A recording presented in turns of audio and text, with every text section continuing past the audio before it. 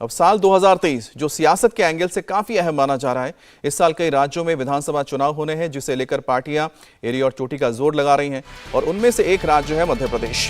मध्य प्रदेश में विधानसभा चुनाव को लेकर बीजेपी की ओर से निकाली जा रही जन आशीर्वाद यात्रा पर हमले की घटना सामने आई है, जहां नीमच जिले में यात्रा पर पथराव हुआ है। इस दौरान कई गाड़ियों के शीशे तोड़े गए। तो यात्रा के दौरान बीजेपी की कई दिग्गज नेता भी मौजूद थे। वहीं आज केंद्रीय मंत्री नितिन गडकरी खंडवा में यात्रा को हरी झंडी दिखाने वाले हैं, जो यात्रा 42 विधानसभाओं से होकर गुजरेगी।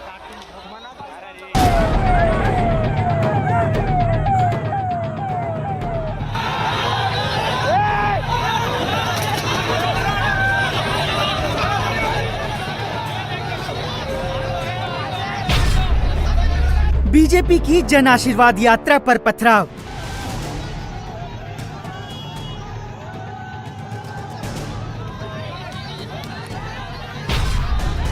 बीजेपी कांग्रेस में सियासी टकराव।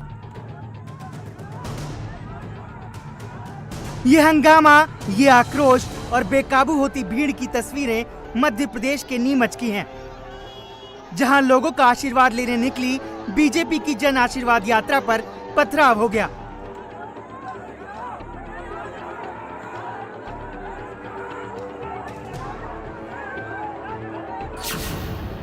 मध्य प्रदेश में विधानसभा चुनाव से पहले बीजेपी जन आशीर्वाद यात्रा निकाल रही है। नीमच के मनासा में यात्रा पहुंची तो उस पर पथराव हो गया। गाड़ियों में तोड़फोड़ की गई, गाड़ियों के कांच फोड़ दिए गए और जिस वक्त पथराव किया गया उस समय रथ पर बीजेपी नेता कैलाश विजयवर्गीय समेत कई नेता मौजूद थे। पथराव में रथ समेत कई गाड़ियां क्षतिग्रस्त हो गई। तो हमले के बाद नया सियासी बवाल भी उठ खड़ा हुआ। बीजेपी ने इसे कांग्रेस की हरकत बताया। पार्टी का कहना है कि यात्रा को जनता का अपार समर्थन मिल रहा है, जिसे देखकर कांग्रेस घबरा गई है। हमारी जन आशीर्वाद यात्राएं जो जनता का आशीर्वाद लेने के लिए निकली हैं और इनको अपार जन समर्थन जो मिला है, 5 यात्राएं हमारी निकली है, कल एक और बच्ची वो भी निकल रही है। तो इनका अपार जन समर्थन देख करके कांग्रेसी अपराधियों ने, गुंडों ने, क्योंकि इनका तो मूल चरित्र ही ये है, इन्होंने योजनाबद्ध तरीके से पेड़ों के पीछे छिप करके हमारे यात्रा पर हमला किया, सारे वाहन तोड़ दिए। इस प्रकार की गुंडागर्दी का जवाब भी दिया जाएगा और ऐसे लोगों को जिन्होंने ये काम किया उन्हें किसी भी कीमत पर छोड़ेंगे नहीं। और यात्रा की सक्सेस देख करके कांग्रेस जो घबराई है, सफलता देख करके कांग्रेस का ये कृत्य दुर्भाग्यजनक तो है ही, मैं इसकी कड़ी आलोचना करता हूं, लेकिन ऐसे लोगों को जवाब भी देंगे और यात्रा और सफलता के साथ आगे बढ़ेगी। ये कांग्रेसियों की गुंडागर्दी किसी भी कीमत पर नहीं चलने देंगे। बीजेपी प्रदेश अध्यक्ष कांग्रेस पर बरस रहे हैं। घटना के पीछे कांग्रेस को जिम्मेदार ठहरा रहे हैं। तो कांग्रेस का कहना है कि ये शिवराज और बीजेपी के कुशासन का नतीजा है। कांग्रेस नेता कमलनाथ ने सोशल मीडिया पर लिखा कि समाज के हर वर्ग का उत्पीड़न करने के बाद भी क्या शिवराज सरकार को लगता है कि जनता उन पर पत्थर नहीं फूल बरसाएगी। शिवराज की अवसरवाद यात्रा के खिलाफ लोगों का गुस्सा बढ़ता जा रहा है और इनके पाप का घड़ा भर गया है। यात्रा पर हमले की वजह चीता प्रोजेक्ट को लेकर बढ़ते विरोध को जिम्मेदार बताया जा रहा है। दरअसल वन विभाग प्रोजेक्ट के तहत जंगल में फेंसिंग कर रहा है, जिससे ग्रामीणों के मवेशियों को आने जाने नहीं दिया जा रहा। इससे ग्रामीण भड़के हुए हैं और 1 महीने से विरोध कर रहे हैं। पहले भी वन विभाग के अमले पर हमला किया गया था।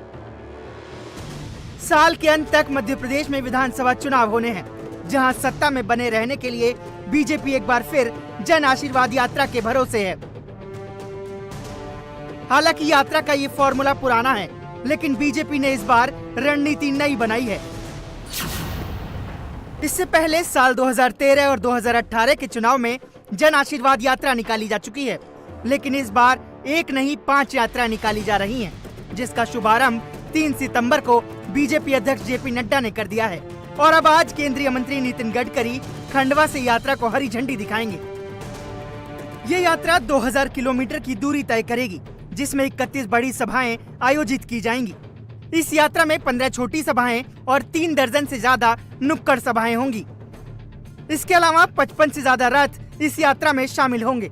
यात्रा में करीब 12 रैली और रोड शो प्रस्तावित हैं, जो 42 विधानसभाओं से होकर गुजरेंगी।